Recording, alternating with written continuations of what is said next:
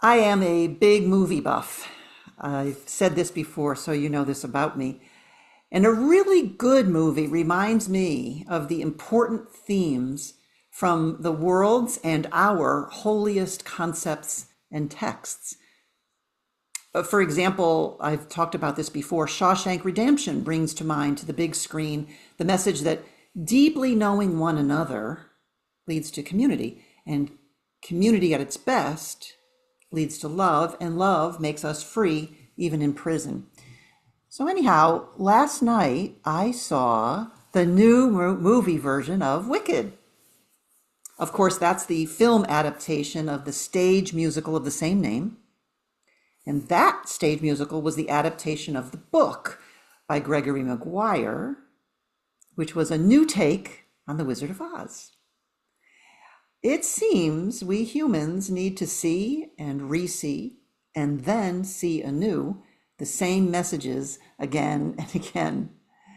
And in all versions of Wicked and The Wizard of Oz, a core theme is the exploration of what happens when an ordinary human, which is to say the Wizard of Oz, becomes exalted into godlike status by a community of ordinary humans.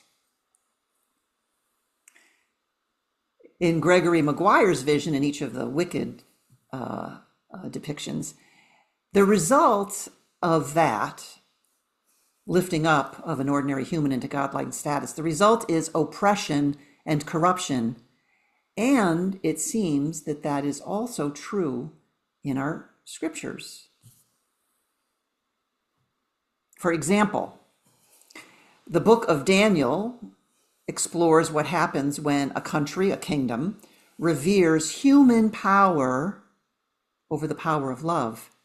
The result is oppression and corruption. In this case, the oppression is against the Israelites. But when humanity taps into its origin as God's loving creation, then all peoples, nations, and languages serve the God of love, which is exactly what we heard today in our first reading. All peoples, nations, and languages serve the God of love. The book of Revelation also explores what happens when human power, and in this case it's in the form of the Roman Empire, becomes a force for itself rather than a force for love.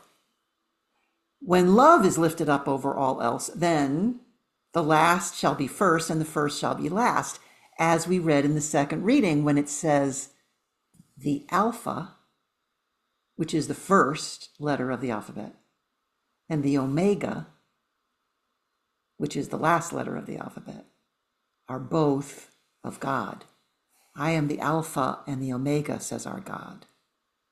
The last shall be first and the first shall be last, because I am the Alpha and the Omega, says our God. Now, how does all of this apply to you and to me and to the world we live in today? I don't have an answer to the questions I'm about to ask. I'm hoping that we can engage in those questions. So here are my questions based on the readings. What are the ways that I and you and the world promote false power, oppressive power, corrupt power? Alternatively, what are the ways we might choose the power of love instead? How might we speak the truth of love in the face of power that oppresses love? How might we use our voice, our dollars, our time, our minds, our bodies, our energy, our talents to follow and act on the teaching and the example God places before us again and again and again in Scripture? That is my question to myself and to all of us. How do we profess our ultimate loyalty to a loving God, our deepest commitment to love? I ask us to join and celebrate together that we are here together to ponder those questions and therefore to be the Christ the God of love alive in our world today.